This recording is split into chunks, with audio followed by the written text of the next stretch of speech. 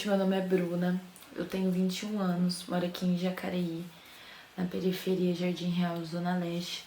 Sou fotógrafa há 6 anos e hoje eu vim aqui ensinar um pouco pra vocês sobre fotografia. Antes de começar, eu queria contar um pouco sobre a minha história. Eu comecei a fotografar em 2016 nos movimentos socioculturais aqui da cidade. Foi muito importante essa fase pra mim. Nela eu aprendi as coisas praticamente tudo sozinha, eu nunca tive acesso a curso e também não tinha acesso à internet na época para estar estudando online. Então eu comecei com a máquina fotográfica muito na prática, né? O primeiro evento que eu comecei a fazer esses registros foi na Batalha dos Trilhos, onde um dos organizadores entregou a máquina na minha mão, eu tinha 15 anos, e falou assim que liga e fotografa. A gente tem você que como juventude no momento para fazer isso. E aí foi quando eu fui criando muita intimidade com a fotografia, né? Só na prática fui descobrindo que a lente, quanto mais eu mexia nela, focava, abria, eu comecei no automático, depois eu fui pro manual. Aí eu descobri outras coisas e fui conseguindo me desenvolver mais. Quando eu tive acesso à internet, ao computador e tal, eu consegui fazer cursos online, mas a maioria das coisas foi lendo também e praticando. Eu pratiquei antes de... Eu comecei na prática, depois eu fui pra teoria e hoje eu ando com os dois.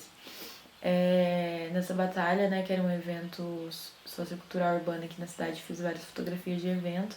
Também inserido nos movimentos sociais aqui da cidade, Coletivo Nandi, Coletivo Palmares e Ilha das Pretas. Me envolvi com a fotografia e fui crescendo. Ganhei minha primeira máquina fotográfica, né? E com ela eu fui desenvolvendo, entrando mais uma parte financeira. Eu fui estudando as questões das vertentes que existem e quais eu poderia me encaixar. No final eu fiz um pouco de cada uma. Eu digo muito que eu trabalho com fotografia diversificada. Eu gosto bastante de fotografia de eventos, de natureza, fotojornalismo, fotodocumental, mas se eu precisar fotografar uma vertente diferente, eu estudo ainda mais sobre ela e eu vou lá e fotografo, porque pra mim é muito interessante conhecer novas vertentes, né? E pro meu portfólio também eu acho que é bem enriquecedor. Eu tenho, né, a minha rede de trabalho do Arte Fotos, e nele eu publico todas as fotos que eu faço, lugares que eu vou viajar para trabalhar. Por ele também que eu respondo na internet, questão de orçamento e coisas assim. Demorou para mim começar a trabalhar com fotografia, né? Tive que estudar bastante antes. Tive meus sacrifícios, né? Por ser jovem, por ser mulher, ser preta, estar numa cidade bem interior. Mas as coisas deram certo e estão dando e vão dar mais ainda. E hoje, pelo projeto Artivismo, eu vim aqui ensinar um pouquinho para vocês sobre a fotografia. Eu vou falar sobre o básico para você começar a fotografar, que é o triângulo de exposição, as vertentes fotográficas que existem. E vou finalizar falando sobre a fotografia como transformação social e o olhar periférico. Espero que vocês curtam. E é isso, bora lá. O triângulo de exposição são formados por 3 elementos. Eles estão disponíveis na parte manual da câmera fotográfica, porque a câmera fotográfica tem a parte automática, onde a própria câmera vai focar e controlar a luz para você. É legal, é mais fácil, mas com isso você não consegue aprender sobre a fotografia. Então eu sugiro que, assim, se você comprou uma câmera, comece usando o manual, para você explorar ainda mais essa ferramenta que é incrível. Na câmera existe a exposição, o triângulo de exposição, que são 3 elementos. A altura da lente, a velocidade do obturador e a sensibilidade da luz no sensor da câmera. A velocidade é o tempo que o obturador ele fica aberto para receber a luz dentro do sensor da máquina. Os elementos eles têm que trabalhar juntos para que haja um equilíbrio, que aí a gente vai entrar no fotômetro mais para frente, para que a sua foto fique perfeita, para que ela não fique com muita luz, para que ela não fique muito escura, para que ela não fique com muito ruído. Eu vou explicar para vocês qual a função de cada uma e mais para frente eu vou explicar como equilibrar elas. Quanto mais alto o valor de tempo pro obturador ficar ali, ele abre e fecha mais rápido a entrada da luz. É como se fosse uma cortina. Quanto mais tempo você configurar essa cortina, ela vai abrir e vai fechar mais rápido. Então, a entrada de luz, ela vai ficar escura, mas não muito escura, mas vai dar uma diminuída na iluminação, porém as suas fotos ficarão definidas. Agora, se a velocidade da luz estiver diminuída, se ela tiver com os números menores, o tempo de obturador vai ser mais lento, então vai entrar mais luz, porém suas imagens estarão borradas. Por que é importante mexer na velocidade? Principalmente em coisas... Porque assim, fotografia individual, que a pessoa tá parada, você ainda consegue dar ali um ajuste. Agora, evento, fotografia de esporte, fotografia que tudo que tem movimento, de animais, você tem que aumentar a velocidade. Sua fotografia vai dar uma escurecida, porém, existe mais outras duas ferramentas para você estar equilibrando e deixando essa foto bem bonita. Então, basicamente, é a velocidade do tempo que a cortininha abre e fecha para entrar a luz no sensor. Resumindo, quanto mais alto tiver a velocidade, o sensor vai abrir e vai fechar mais rápido, fazendo com que sua foto fique escura, porém com que ela fique congelada. Se a velocidade está diminuída, a sua foto fica mais clara, porém totalmente borrada, porque a cortina vai abrir e vai fechar com mais lentidão. Assim ela não vai conseguir capturar aquele momento da forma que está acontecendo. A velocidade é isso. O ISO é a sensibilidade do sensor da câmera com a luz. Então, quanto mais você aumenta o ISO, mais claro vai ficar a sua foto. Porém, ela vai estar com menos nitidez, ela vai estar com ruídos, e isso é muito feio, assim, numa fotografia, porque ela quebra a qualidade daquela imagem, né? A câmera fotográfica, principalmente digital, ela tá aqui para que cada vez mais as fotos pareçam mais ainda com a realidade, diferente das primeiras fotografias que existiram, que eram manchas, que eram coisas feitas com químicas e as imagens sumiam, não. Então, se a gente tem uma forma de uma ferramenta para que a foto fique com mais qualidade, né, por que eu vou aumentar muito o meu ISO? Então, aumentou o ISO, você já tem que mexer na velocidade, já mexer numa outra ferramenta que eu vou falar. Se você diminui o ISO, ele fica um pouco mais escuro, porém a foto fica mais definida. Então, basicamente, é a sensibilidade de luz no sensor. Tem representando o obturador é a abertura do diafragma. Então, quanto mais alto, mais luz vai entrar na sua câmera, porém, vai focar só num objeto e a profundidade de campo você vai perder. Se você diminuir, vai ficar um pouco mais escura, porém, vai focar em toda a profundidade de campo. Vê a quantidade de luz que vai entrar no sensor. Ele não é velocidade e ele não tem a ver com sensibilidade da imagem.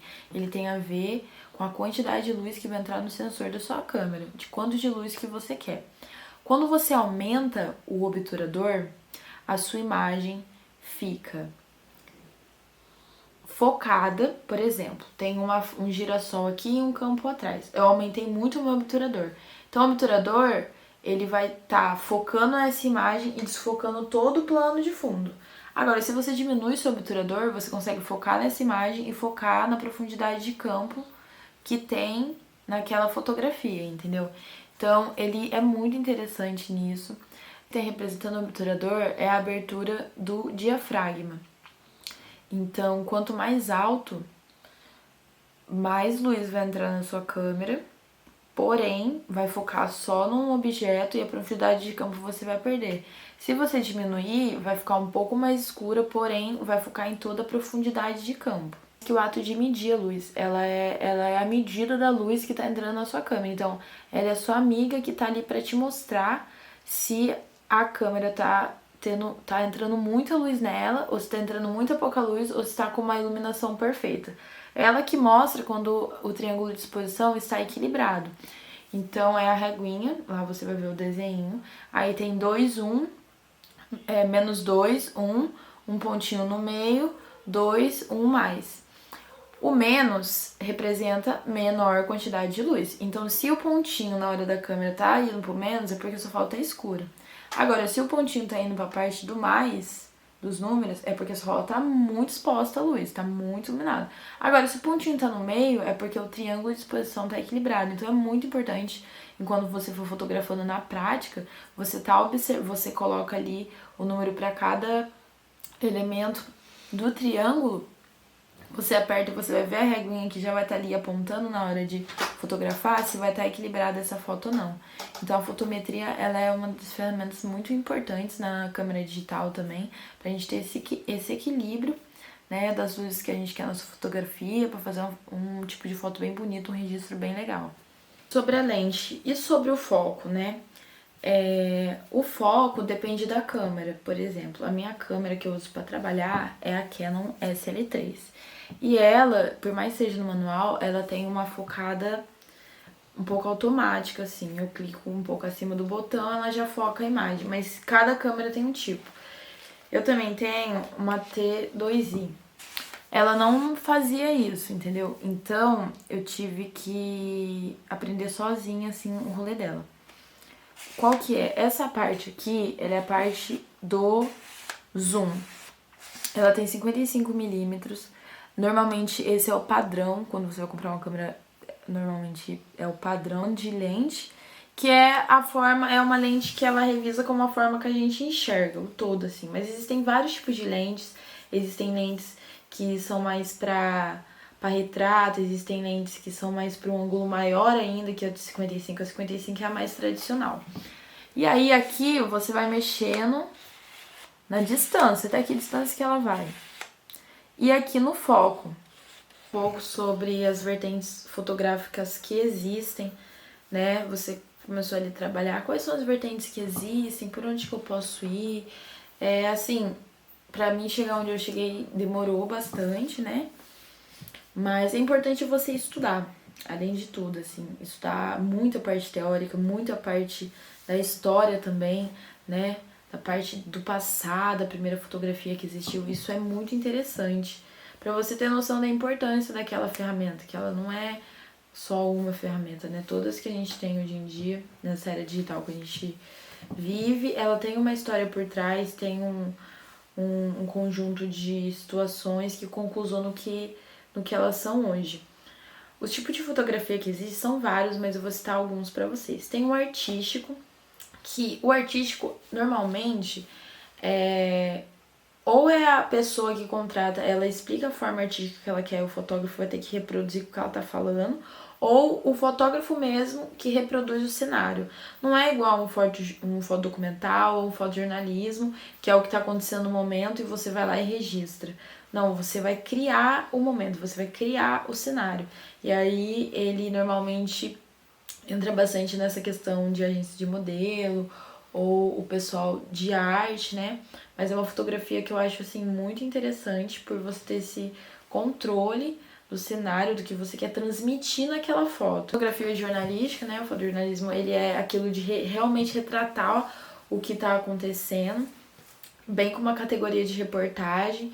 Então, tô com uma câmera, aconteceu alguma coisinha no centro da cidade, fotografei.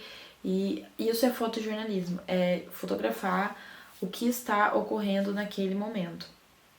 Sem criar cenário, sem manipular a imagem, é realmente os fatores, que tem todo um preparo para você fazer.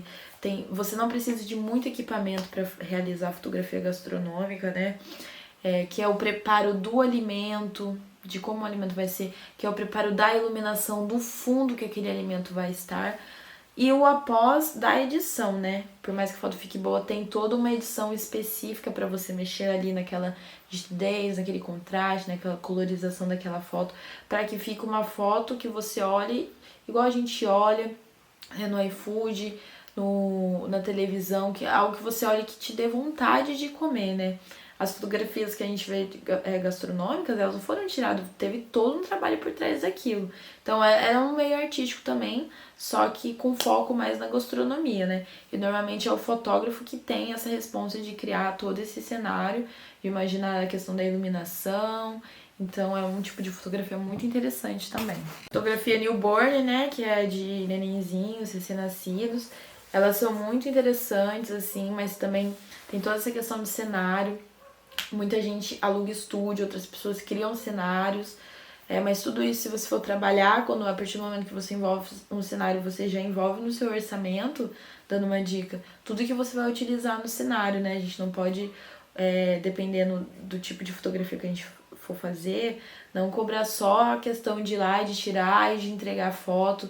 Não, tem tem o pré, tem o produção, pós, então tudo isso vai se inserindo no cachê do fotógrafo, porque além dele tá ali com a sua ferramenta, fotografando, ele também já criou o cenário, então as fotografias assim, elas são mais complexas, mas elas valem muito a pena, porque você vê o resultado do seu trabalho depois e você pensa em várias possibilidades que você pode estar fazendo, então é muito interessante. E tem a fotografia esportiva, né, que é mais para essas questões de competições, normalmente tem que pegar o registro perto, entendeu? No campo, principalmente nesses profissionais, não tem como os fotógrafos ficarem correndo em torno do campo para fotografar. Então eles ficam ali na gradezinha, porém com as lentes enormes para pegar as fotos mais perto possíveis, né? Para aproximar cada vez mais aquele acontecimento do telespectador, de quem vai estar vendo a imagem. Então, a fotografia de esporte é muito interessante e ela trabalha muito a questão da velocidade também, né? Tanta foto aí, os jogadores correm rápido, como aquele fotógrafo deixou a foto daquele jeito. Velocidade, triângulo de exposição, então é muito importante não esquecer disso. O evento, né, que é da onde eu nasci praticamente, que é a sua responsa é fotografar os momentos mais bonitos do evento. Então, assim, eu colava antes de começar o evento, eu fotografava a parte de construção do evento, o pessoal montando cenário, colocando a mesa, o durante, a reação das pessoas, o que as pessoas estão fazendo naquele evento, por que elas estão ali, a atração do evento, quem tá ajudando, as crianças. Então, assim, a parte do evento você não que você tem que tirar foto de tudo que tá acontecendo, mas você pegar os principais detalhes daqueles acontecimentos. Isso é muito importante. No evento isso é muito importante. Porque, nossa, mas eu quero a foto do... Quem não foi, como que ele vai saber como foi aquele evento? É você transmitir o que está acontecendo no evento a partir da imagem. Então você tem que estar sempre observando, porque um ensaio individual, a pessoa tá ali na sua frente e tal. Agora, evento, esse tipo de fotografia que são mais momentos que estão ocorrendo ali na hora, que você não tem controle, você tem que ser muito observador para ganhar cada detalhe e ir fotografando esses momentos, né? Que foi o que eu fiz aí durante uns 4 anos na Batalha dos Trilhos. E também em outros lugares, mas por ser um evento maior que é bastante pessoa, eu tinha que ficar bem esperta com isso. E isso me ajudou a evoluir muito na fotografia. Em qualquer uma que eu esteja, porque eu sempre tô bem observando os momentos certos, o que a pessoa tá sentindo, o que eu quero que ela transmita para transmitir na foto, o que ela quer transmitir na foto. A câmera que a gente usa hoje é a câmera digital. Antigamente era usada a câmera analógica, que é esse tipo de câmera aqui, que também é... E que também é esse tipo de câmera aqui, uma Polaroid, muito famosa inclusive. Essas câmeras, elas não têm o mecanismo que a nossa câmera digital hoje em dia tem.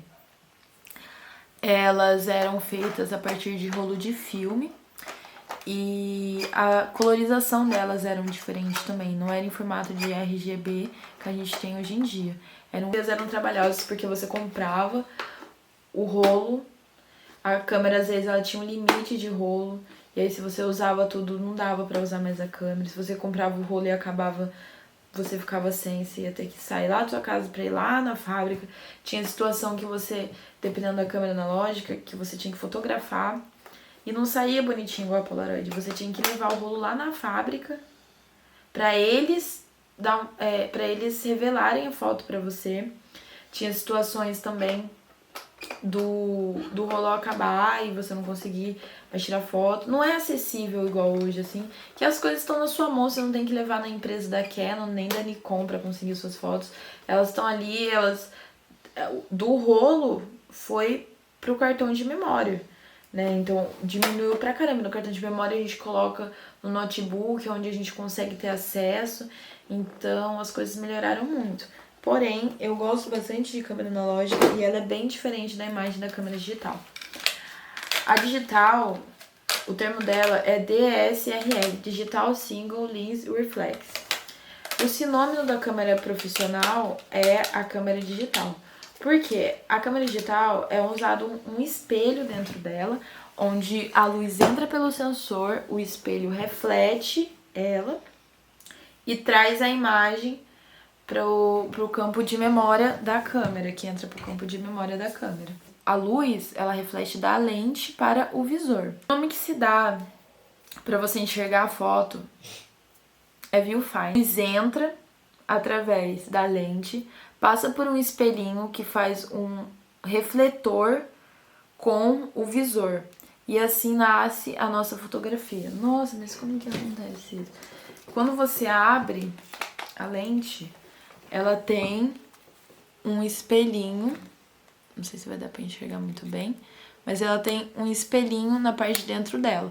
A luz entra aqui e reflete aqui dentro, entra a luz no sensor, reflete e cai aqui onde a gente tá vendo. De uma forma muito rápida, porque é uma tecnologia muito avançada. Algo que demorou, tipo, centenas de anos para vários cientistas chegarem nesse resultado.